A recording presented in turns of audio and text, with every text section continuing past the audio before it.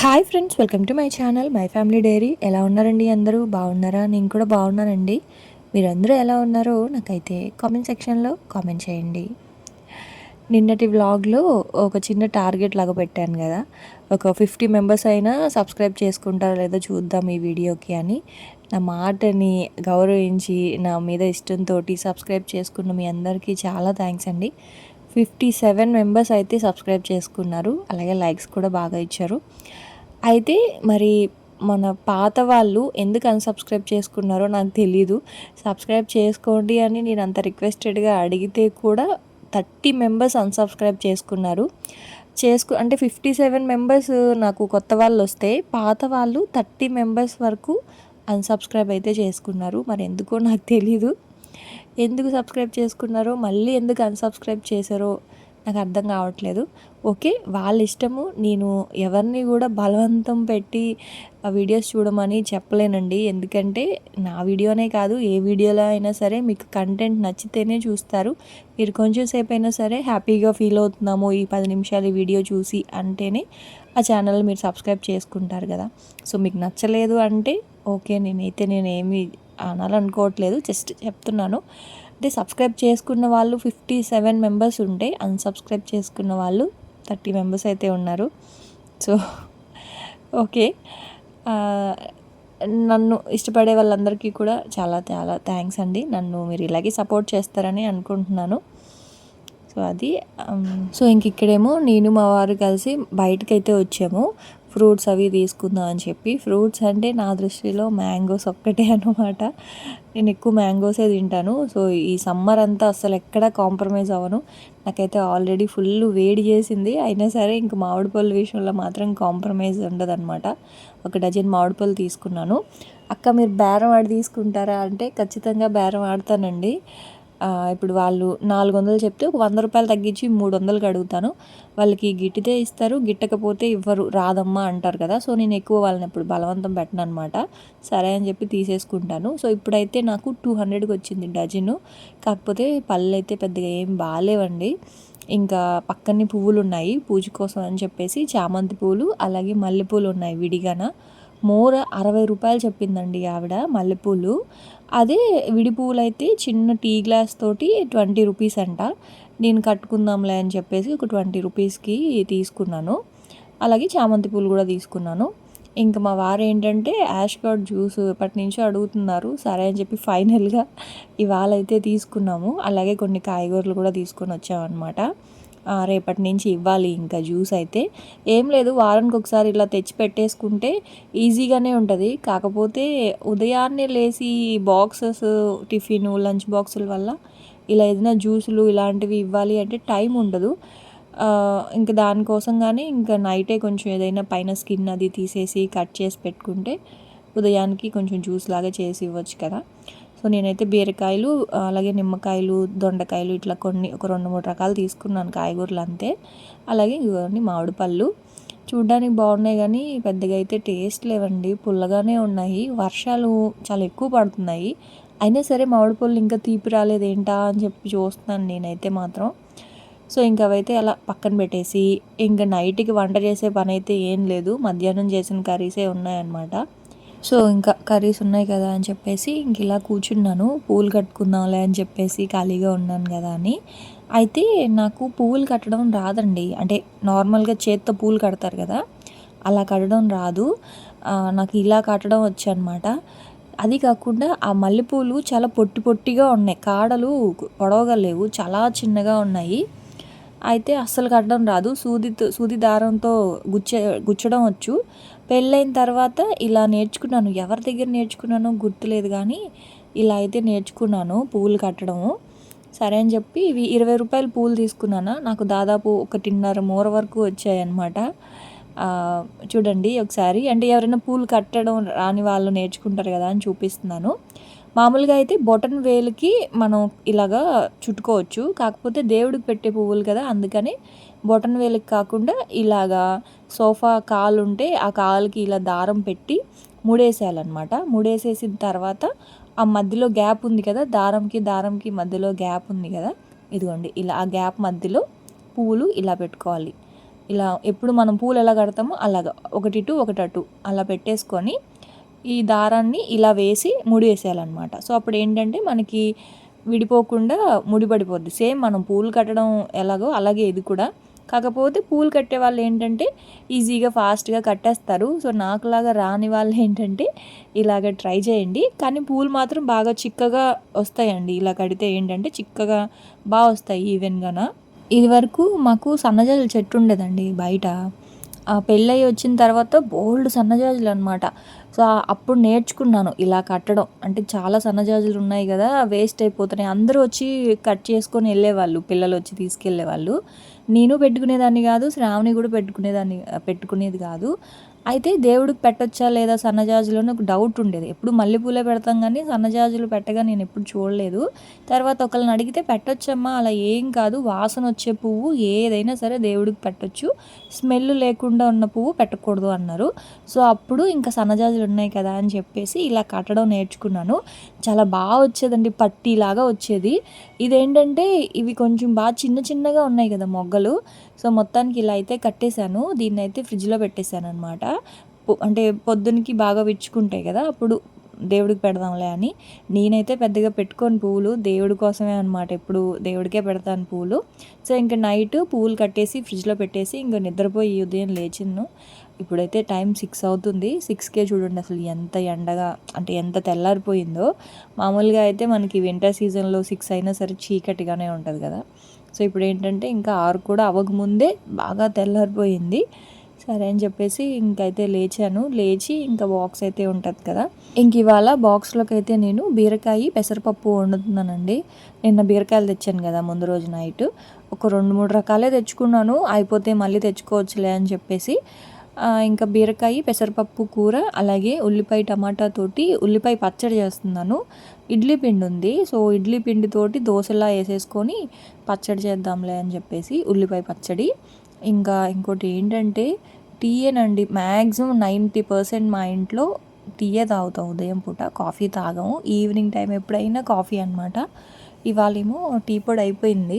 ముందు రోజు బయటకు వెళ్ళినప్పుడు చెప్పడం మర్చిపోయాను. ఇంకేంటంటే ఇప్పుడు పొద్దున్నే టీ పొడి అయిపోయింది తీసుకురమ్మంటే ఖచ్చితంగా తిడతారు కదా, అందుకే ఇంకా కాఫీ పెట్టేద్దాంలే అనుకుంటా ఉన్నాను.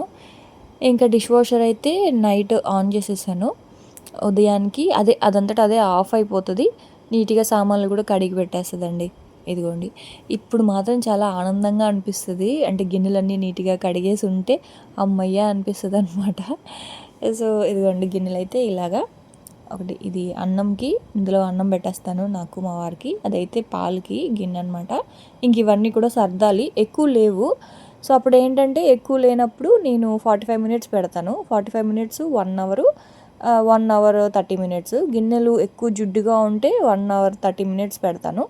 ఇప్పుడు ఎక్కువ జిడ్డుగా అయితే ఏం లేవు కదా, సో అందుకని 45 మినిట్స్ పెట్టాను అనమాట. ఆ తర్వాత ఇంకా పాలు స్టవ్ మీద పెట్టేశాను కాఫీ కోసం. ఇంకా రైస్ ఇంకా నాకు మా వారికి కలిపి వండేస్తున్నాను. రైస్ పెట్టేసుకున్నాను. ఇంక ఇప్పుడేమో దోశలోకి ఉల్లిపాయ చట్నీ చేస్తున్నానండి. ఉల్లిపాయ టమాటా చట్నీ చెప్పాను కదా, బీరకాయ పెసరపప్పు కూర. పెసరపప్పు కూడా నైటే నానబెట్టేశాను, మళ్ళీ అప్పటికప్పటికే నానదు కదా అని చెప్పేసి. అంటే సమ్మర్ కదా కొంచెం చలవ చేస్తే బెటర్ అని. నిజంగా అసలు ఎంత వేడి చేసిందండి నాకైతే. ఈ మామిడి పళ్ళు తినడం వల్లనో ఏమో తెలియట్లేదు కానీ పెదాల మీద ఇట్లా పింపుల్స్ లాగా కూడా వచ్చేసాయి అనమాట. సో అందుకే కొంచెం చలవ చేసేది తిందాంలే అని చెప్పేసి ఇంకా బీరకాయ పెసరపప్పు అయితే వండుతూ ఉన్నాను. మజ్జిగ పులుసు కూడా చేద్దాం అనుకున్నాను, కాకపోతే ఇంకా టైం సరిపోలేదు. అందుకని ఇంకా పెరుగు అయితే పెట్టేశాను అనమాట. ఇంకా ఇది వచ్చేసి ఉల్లిపాయ చట్నీకి 3 ఉల్లిపాయలు, అలాగే ఒక 3 టమాటాలు. కారం మీరు తినేదాన్ని బట్టి తీసుకోండి. నేనైతే ఒక 4 ఎండుమిరపకాయలు తీసుకున్నాను. ఎండుమిరపకాయలతోటే బాగుంటుంది పచ్చిమిర్చి కంటే కూడా. సో అందుకని ఒక 4 ఎండుమిరపకాయలు, ఒక 3 ఉల్లిపాయలు, ఒక 3 టమాటాలు. సో ఇంకా కడాయిలో అయితే ఒక 2 స్పూన్స్ ఆయిల్ చాలు, ఎక్కువ అయితే ఏం పట్టదు. ఇది ఒక్కసారి చేసి పెట్టుకుంటే ఒక 2 రోజులకి సరిపడా ఉంటుంది. ఎక్కువ రోజులు నిలవ అయితే ఉండదులేండి. ఇవాళ రేపు వస్తుంది మా ఇద్దరికే కదా, సో 2 డేస్కి అయితే సరిపోతుంది. ఒక 1/2 స్పూను జీలకర్ర వేసుకున్నాను, ఒక 4 ఎండుమిరపకాయలు వేసేసుకున్నాను. ఆ తర్వాత కట్ చేసి పెట్టుకున్న ఈ ఉల్లిపాయలు అయితే వేసేస్తూ ఉన్నాను. మీకు కనుక కొంచెం పుల్లగా తినాలి అనుకుంటే ఒక చిటికెడు చింతపండు అయితే వేయండి. నాకేంటంటే అన్నంలో తినేటప్పుడు కొంచెం పుల్లగా కారంగా బాగుంటుంది, కానీ దోశ ఇడ్లీతో తినేటప్పుడు ఏంటంటే కొంచెం తీయగా కారంగా బాగుంటుంది. అందుకే నేను ఇంకా చింతపండు అయితే ఏం వేసుకోలేదు. ఒక 3 వెల్లుల్లి రెబ్బలు వేసుకున్నాను. ఉల్లిపాయ వేగిన తర్వాత, అంటే ఉల్లిపాయ మరి ఎర్రగా వేగిపోవాల్సిన అవసరం కూడా లేదు, ఉల్లిపాయ కొంచెం సాఫ్ట్ అయితే చాలు. ఒక 3 వెల్లుల్లి రెబ్బలు, ఆ తర్వాత ఇంకా టమాటాలు అయితే వేసేసుకున్నా. చింతపండు వేస్తే ఇడ్లీతో తినేటప్పుడు పుల్లగా ఉంటుందండి, మనకి ఆ టమాటా పులుపు సరిపోతుంది. ఇంకొంచెం చెప్పాలంటే కొంచెం బెల్లం, ఒక చిన్న ఇంచు బెల్లం ముక్క కూడా వేసుకుంటే చాలా బాగుంటుంది. ఇడ్లీతో కానీ దోశతో కానీ తీయగా ఉంటే బాగుంటుంది. సో నేనేంటంటే ఇంకా బెల్లం ఏం వేయలేదు, కానీ ఆ ఉల్లిపాయ టమాటా సరిపోతుంది అనమాట పులుపు. సపరేట్గా ఇంక మనం ఏం వేయాల్సిన అవసరం లేదు. ఇంక ఇక్కడైతే కాఫీ కలుపుతా ఉన్నాను, బెల్లం కాఫీయే. సో ఇది ఆర్గానిక్ బెల్లం అని చెప్పేసి బ్లింకిట్లో తెప్పించానండి. బాగుంది, ఎక్కువ స్వీట్ కూడా లేదు. ఆ బెల్లం పొడి అయితే అసలు మామూలుగా ఒక్కొక్కసారి కొంచెం బెల్లం వేసినా సరే స్వీట్ వస్తుంది, ఇది 2 స్పూన్స్ వేసినా సరే అస్సలు స్వీట్ రావట్లేదు, బాగానే ఉంది. సో ఇంకా దాన్ని వాడుతూ ఉన్నాను అనమాట. బ్రూ కాఫీ పొడి తీసుకొని అందులో బెల్లం కలిపేసి ఇంకా కాఫీ చేసేసాను. ఇంకొక 2 మినిట్స్ కాఫీ తాగేసిన తర్వాత ఇదిగోండి ఇదైతే ఇలాగ వేగిపోయింది. ఇది కొంచెం చల్లారిన తర్వాత ఇంకా మిక్సీ చేసేసుకోవడమే, కొంచెం సాల్ట్ అయితే వేసుకొని. బాగుంటుందండి, రెగ్యులర్గా పల్లి చట్నీ తినేటప్పుడు బోర్ కొడితే ఇలాగ ఉల్లిపాయ టమాటా చట్నీ చేసి పెట్టుకోండి, నిజంగా చాలా బాగుంటుంది. సో ఇంకా అదైతే కొంచెం చల్లారాక మిక్సీ చేయాలి. ఇంక ఇక్కడేమో ఉల్లిపాయలు అవి కట్ చేసి పెట్టుకున్నాను. ఇదిగోండి కొంచెం ఆవాలు, జీలకర్ర, ఇంకా కొంచెం ఎండుమిర్చి, వెల్లుల్లిపాయి. బీరకాయ శనగపప్పు కూడా బాగానే ఉంటుంది, కాకపోతే ఈ సమ్మర్లో పెసరపప్పు అయితే చలవ చేస్తుంది కదా అని చెప్పి ఇంకా బీరకాయ పెసరపప్పు వండుతున్నాను అనమాట. సో పోపు పెట్టేసుకున్న తర్వాత ఒక ఉల్లిపాయని ఇలా సన్నగా కట్ చేసుకొని వేసుకున్నాను. ఉల్లిపాయ కొంచెం మంచిగా వేగిన తర్వాత ఇక్కడ నేను కొంచెం అంటే నైట్ చపాతీలో కూడా ఉంటుంది కదా అని కొంచెం మసాలా ఫ్లేవర్ వచ్చేలాగా చేస్తూ ఉన్నాను. ఒక పావు స్పూను అల్లం వెల్లుల్లి పేస్ట్ అయితే వేసుకున్నాను. వేసేసుకొని సిమ్లో పెట్టేసి కొంచెం మంచిగా వేయించేసుకొని కట్ చేసి పెట్టుకున్న బీరకాయ ముక్కలన్నీ వేసేసుకుంటా ఉన్నానండి. ఇది మసాలా ఏమీ లేకుండా ప్లెయిన్గా కూడా చేసుకోవచ్చు, వేపుడులాగా, అలా కూడా బాగుంటుంది. పచ్చికారం కంటే కూడా పచ్చిమిర్చి అల్లము దంచుకొని వేసుకుంటే అదొక టేస్ట్ వస్తుంది. కాకపోతే ఇంకా చపాతీలోకి ఇలా ఇప్పుడు నేను చేసే కర్రీ ఏంటి అంటే చపాతీలోకి కూడా చాలా బాగుంటుంది అనమాట. సో ఇప్పటికి సరిపోద్ది, ఇది ఈజీగా 4 తినేయచ్చు. అందుకే ఇంక నేను ఒక పూటే వండుతున్నానండి వంట కూడా. ఇంకా నైట్కి సపరేట్గా ఏం చేయట్లా, చపాతీ ఏదైనా చేసుకుందాంలే అని చెప్పి ఈ కర్రీ కలిపి చేసేస్తున్నాను. సో బీరకాయ వేసేసుకున్నాక నానబెట్టుకున్న పెసరపప్పు, అలాగే ఒక 2 టమాటాలు కూడా వేసేసుకొని ఒకసారి మంచిగా ఇలా కలిపేసుకొని, పప్పు అయితే సపరేట్గా నేనేం ఉడకబెట్టలేదు, నైటే నానబెట్టాను కాబట్టి ఉడికిపోతుంది, టైం ఎక్కువ తీసుకోదు. ఆ తర్వాత కొంచెం సాల్ట్ అయితే వేసేసుకున్నాను, ఇంకా ఉప్పు, ఆ తర్వాత కారము, ఒక 1/2 స్పూను కారము, 1/2 స్పూను ధనియాల పొడి. మీకు కావాలి అనుకుంటే ఒక పావు స్పూను గరం మసాలా కూడా వేసుకోవచ్చు, నేనైతే వేయలేదు. చెప్పా కదా నేను ఎప్పుడు వెజ్ కర్రీస్లో గరం మసాలా పెద్దగా వేయను, నాన్ వెజ్కే వేస్తాను అనమాట. సో మీకు నచ్చితే వేసుకోండి, అంతే. ఒకసారి మంచిగా ఇలా కలిపేసుకొని వాటర్ వేసి మూత పెట్టేస్తే, కొంచెం సిమ్లో పెట్టేస్తే బాగా పప్పు అంతా కూడా బాగా ఉడికిపోతుంది అనమాట. బాగుంటుందండి ఈ కూర నిజంగాన. కొంచెం రసం కానీ, లేకపోతే నేనైతే మాత్రం రసం కంటే కూడా ఎక్కువ మజ్జిగ పులుసు ఎక్కువ ఇష్టంగా తింటాను. చేద్దాం అనుకున్నాను, కాకపోతే ఇంక కుదరలేదు. పెరుగుతో నంచుకొని తినడానికి కూడా చాలా బాగుంటుంది. సో మూత పెట్టేశాను, అది ఒక 10 మినిట్స్లో కూర అయిపోద్ది. ఇంక ఈ లోపల ఇందాక టమాటా ఉల్లిపాయ వేయించి పెట్టుకున్నాం కదా, సో దాన్ని కూడా ఇలాగ పచ్చడి చేసి పెట్టేసుకున్నాను అనమాట. మీరు కావాలి అనుకుంటే చింతపండు వేసుకోండి, బెల్లం వేసుకోండి. నేనైతే చింతపండు బెల్లం 2 వేయట్లేదు, కానీ పచ్చడి చాలా బాగుంటుంది. సో ఇంక పచ్చడి అయితే పక్కన పెట్టేసా. ఇడ్లీ పిండి, అంటే ఇడ్లీ నిన్న కూడా ఇడ్లీ పెట్టాను సరే అని చెప్పేసి, ఇంకా ఇప్పుడు ఆ ఇడ్లీ పిండిని కొంచెం సపరేట్గా తీసుకొని దోశలాగా అయితే వేసుకుంటా ఉన్నాను అనమాట. అయితే ప్లెయిన్ ఇడ్లీ పిండితో వేస్తే రాదు, అంటే అంటుకుపోతుంది కదా పెనానికి.